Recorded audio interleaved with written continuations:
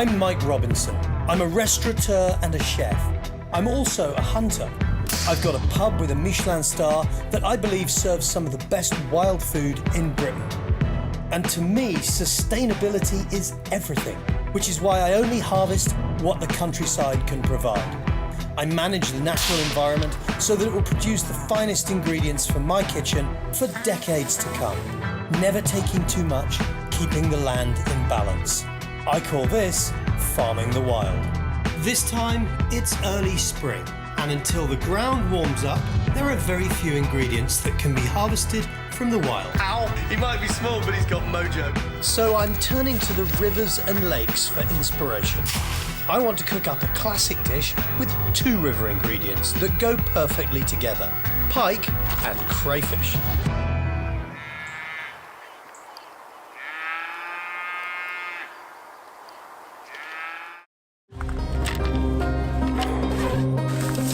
Why did I get destroyed by a big pike? What, this? Yeah. No. Where we going this morning, there's pike up to £35 in there. £35? £35, yeah. Early spring, and the landscape is waking from a cold winter. It's downtime for the local gamekeeper too. But Mark is also the river keeper and custodian here, and he's going to teach me how to catch pike. Something I've never had any luck with. Need a bit of practice, Yeah. The knack seems to be to jiggle your lure like you're trying to tease a cat with a piece of string. But it's not quite that simple. And the pike are lying on the bottom. Look, we're under the boats. And they're waiting for some small They're fish waiting to come for past. some to come past. So Hibbsy, we're down at the marina. What is this place? Just explain it to us. It's just where everybody that owns a narrow boat is where they store their boats over winter. And people take these on vacations. They Yeah. go 200 miles up the canal network, 'cause Yeah, the canals link up the whole of Britain. Yeah, whole of Britain. It's where the traders used to use, isn't it? And why is it so good for fish? Because it's quiet, you've got no otters, you've got no predators. Plus, some of these guys live on these boats, They're throwing food scraps. and warmth from their fires transmits into the water, and you get the fish underneath the boats. So you say there's some massive pike in There's here? some massive pike in there, crocodiles, yeah.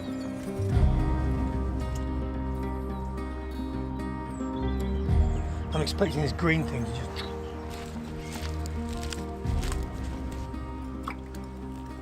Come on, Mr. Pike. We'll try this end, we can open it on this end, we'll go the other way. Right. Well, if the river keeper can't catch me a pike, nobody can. So we need to find something else to eat for our lunch. We've been mic'd. He gets 2 casts and tangles it up. I think you best stick to cooking. Hibbsy, you are the master fisherman. I'm not even an apprentice. He not only got it tangled, but I'll show you what else he's done. He's dropped the lure in the water. Well, we've got to eat, so Hibbsy has a solution. In one of his spring-fed lakes, he happens to have some crayfish traps he set. So, once again, I'm a useless fisherman. We struck out on the pike. We tried really hard this morning. Pike just weren't moving, they weren't biting. But Mark's got a whole bunch of crayfish traps in his lakes. And there are probably 500,000 crayfish in this lake. No joke. So, mate, why are there so many of these? They just breed so quick. It's unbelievable. You You'll can't see keep in a up. minute. You can't keep up. You'll see in a minute. Most of these have got eggs. The problem with crayfish is they're a massive invasive species. They do a lot of harm. They're a properly very sustainable wild food. So we're truly farming the wild here. It's a good job we're taking them now. Otherwise, there'd be thousands more in this lake. Yeah. And they are spreading really rapid across the UK. Yeah. But they're killing the English crayfish. The native. The native crayfish, yep. That's why they breed so quick. Look at that. They call these berries, don't they? Yeah. And it's basically crayfish caviar. They're like mini lobsters. These little crustaceans have plump tails and claw meat, perfect for light springtime dishes. Back in the restaurant, one classic starter is a crayfish cocktail. Cooked tail and claw meat mixed with herb and creamy mayo. and served with asparagus. Yummy!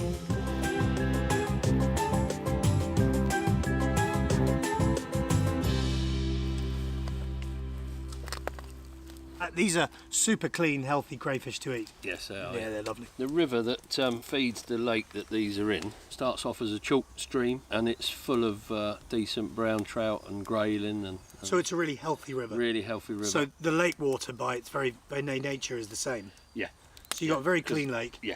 Very and you clean control lake. the fishing, so you're very careful about pollution and Yeah. things like that. Claws off. And the ball his body off. We served some of these at the restaurant, Right. and they were stunning. They were just sweet, and they were delicious, and they were really, really good. So we love them. We're nearly there. We've got another dozen or so little ones to do. The crayfish have been in my icebox since they were caught. This has the effect of sending them to sleep before I prepare them. I've tried every different way of preparing them, and you don't want the heads. The heads tend to get muddy, and they're not like a lobster from the sea.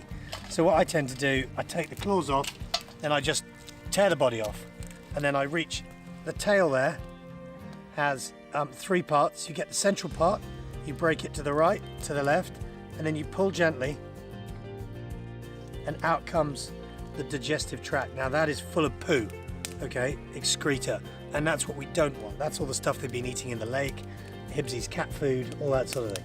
So we're left now with a tail with no goo in it, and that will boil beautifully. We're also doing the claws, and we're going to smash them up in oil with saffron and chili, and that's going to make the base flavour for our risotto. It's going to be delicious. The crayfish are going to be added at the very end of the recipe, so we need to boil them up now. Then we can start cooking the risotto. Farming the Wild is brought to you by Hornady. Accurate, deadly, dependable. Sour, German precision since 1751. I'm Mike Robinson, chef and hunter. I'm farming the wild to provide the best ingredients for my restaurants. I've struck out with pike fishing, so I'm cooking crayfish for lunch. It's all about the butter. And there are other springtime ingredients in the woods if you know where to look. Down here, Hibbsy. With all wild garlic. And you want it like this. Oh my goodness. Smell that. Get picking, Riles, come on, pile in. It's just unbelievably yummy. For my risotto, onions, parsley, finely chopped red chilli for that extra kick, and of course butter. People say use olive oil for risottos, you don't. Right. It's all about the butter. Get a sizzle on, in go the shallots, and then the rice. And you got to stir it because you want to coat all the rice in butter. The thing about a risotto is there are rules, and the rules are simple. It's butter based. I'm looking forward to it, actually. Oh, I'm glad. I'm hoping it's going to be up to scratch, Hibbsy. I know you're a very discerning palate. Risotto virgin. That's what Have you never had one? myself. No. Are you joking? No. Would you like that? Oh. You see, I want to eat it now, but the disciplined cook in me wants to put it in the risotto, so it can go in the risotto. The risotto is very much a northern Italian dish, from the northern areas where they had a lot of dairy, Yep. less olive oil, more butter. So you start a risotto with butter and you finish it with butter, and in the middle you put wine and other stuff. The basis of a good risotto is stock. Put a little bit of saffron into my stock, which is going to give it an amazing flavour. Mine's made of water with onions and chilli, saffron and wild garlic, and lemon zest. White wine goes into the rice for extra body. That's lovely. See, all the individual grains of rice are coated. Now, saffron. A quick splurge of vermouthine, and that'll add amazing flavour. We're going to throw a little pinch of chilli in. Now it's time to slowly add the stock. Stir in some wild garlic and lemon juice. You don't want the water to evaporate away, and leave the salt too strong. So I'm seasoning the salt element of it at the end. So loads of pepper now.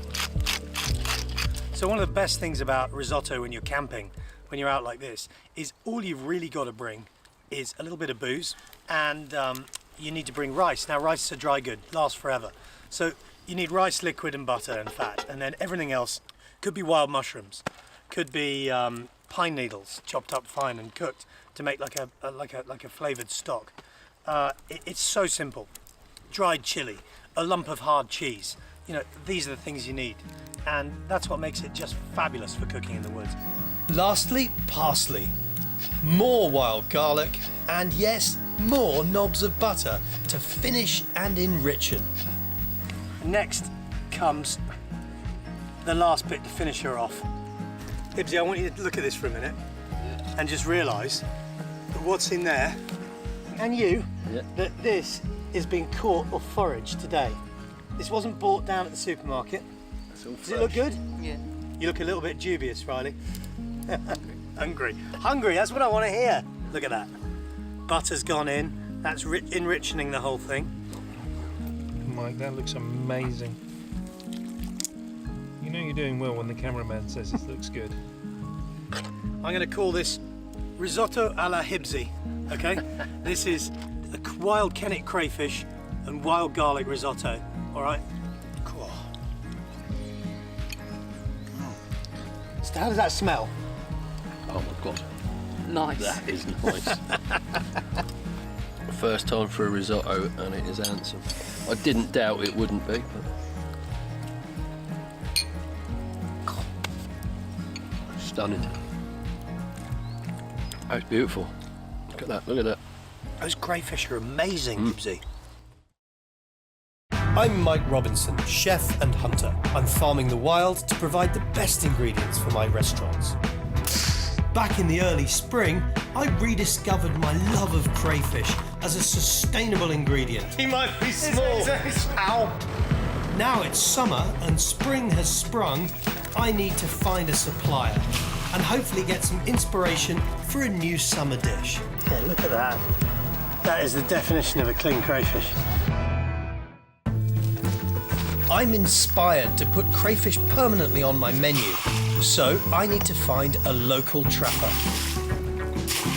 Andy traps these mini lobsters in the clear waters of the local river.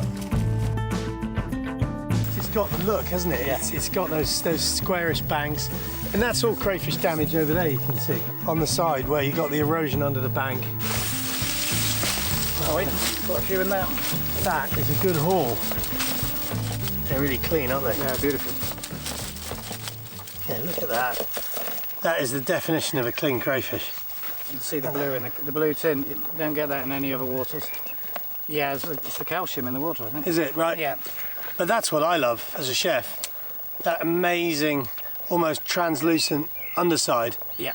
They are lobsters, aren't they? Mini ones, yeah. Yeah. And I personally think they taste absolutely delicious. I really rate them. Once they're caught, there's another important process before we can cook. The crayfish need to be purged at Andy's cleaning plant. So it's going to be really interesting to see just how fast these little things move in their own environment. I've got a little screen here so we can see underwater. Chill. They're very relaxed. It's good. Let's go look at some big ones over there. How many crayfish do you think you catch a year? I catch about half a ton a week. A week? Yeah. And what, 6 months season? 8 months? It tends to go to Christmas, to be honest. June through to Christmas. Okay. Then it gets hard work. I mean, so what gets me about these guys, these are the signal crayfish, right? American. That's right. So the signal is the white bit. That's why they're called signal, basically, because... That alarm signal bit on the inside, giving it this. That's it. So you're really giving it all this. They're aggressive. Very. Very lively. I know they're... Oh. God. Tell you what. He might be small. He's very small. Ow. He might be small, but he's got mojo. You little devil. The problem with them is, it's not too bad like that, but they've got the teeth at the end. It's the little points on the So end. if you rip them off, you cut cuts yourself. Yeah. So you've got to somehow get this open. Oh, I got him. No, got him. I mean, from a conservation point of view, what damage are these crayfish doing to the rivers? It's the riverbanks is the main problem. Plus, they eat everything in the river as well. The fish eggs. Yeah. When there's fish spawn, they follow the fish all the way up, and they burrow into the banks. When they burrow into the banks, the biggest problem, go in a hole like that. It looks like a rat hole. Everyone thinks they're rat holes, but they're crayfish holes. And you go along, and then they build it, go back 2 foot, and it's a big burrow. Right. All these burrows join up, 2 foot of the bank goes in. So of course that silts the river up. Yep. Gets wider, Shallower. shallower, slower. But this is a classic example, just like with rabbits, deer, pigeons, everything, of how we can take a harvest from the wild. Yeah. And we'll keep taking it every year. But we've got to do it. You know, what I'm doing is I try and use all these ingredients. I mean, we call it farming the wild, you know. Right, We're yeah. really trying to sustainably use wild resources. But this is like a job you've got to do, isn't it? It is. We've got to stay on top of it. Hence, my licence runs all the way from Hungerford right through to Reading. Wow, really? That's how many miles is that? About 14 miles in a straight line, but obviously a river. So I've got hundreds of traps in, emptying every night, and yeah. I want to talk about them as a culinary object. Yeah. How clean they are is unreal. Look at that. That's a male. Yeah, narrow side vent. Yes, things. right. Yeah, the female's got a larger tail. It's 7 foot.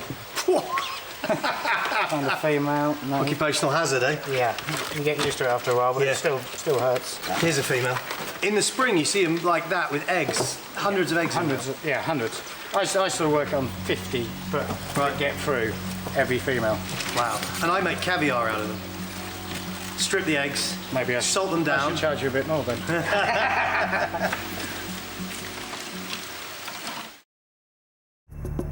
Farming the Wild is brought to you by Hornady. Accurate, deadly, dependable.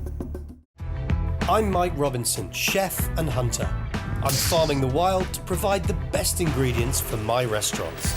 I've been trapping the wonderfully sustainable crayfish, and now it's time to cook for Trapper Andy on the riverbank to see if I can create a summer dish with this amazing natural resource. So how do you eat them at home? Just boil them up and then put them on a barbecue normally afterwards. You split them in half? The bigger ones, yeah, I tend to. All my friends seem to want them on at barbecues, if you know what I mean. Sandy, I'm going to get loads of olive oil in because I think that's kind of the base of this. It'll be olive oil and lemon juice is kind of what this is all about. That's the sauce, so we're not putting tomato in or anything like that. And then I'm going to whiz up a few shallots. And we're going to use garlic. Sandy, we're cooking a linguine with your wild crayfish from the River Kennet here. Do you ever stop and have a bit of lunch when you're trapping? Or? Never get time. Never get time. 200 traps to do, eh? That's it. Enough hours in the day. No, I believe you. But at least today you get to have a little break. That's it. So in goes hot red chilli and lemon juice to deglaze and emulsify. And they're going to create like a really, really, really delicious sauce. So it's not going to be too oily, it's not going to be too sharp. And now I'm taking the zest or the skin of the lemon and a bit of chopped parsley. Making a base like this is a really, really useful thing because you're ahead of time, you've done it, you've done your prep. Now, I want to use the same water twice. I don't want to cook pasta after river crayfish has been in it. So I'm cooking the linguine first, and then I'm going to add it straight into that base, which is why we made the base first. Toss it through, that'll stop it sticking. Put flavour into the pasta, and then we'll boil our crayfish. So I think you need to give crayfish, after the water's come back to the boil, that's the important thing, a good 5 minutes. Because you want any bacteria that are in those, because they've been living in a river, of course, yeah, to be killed.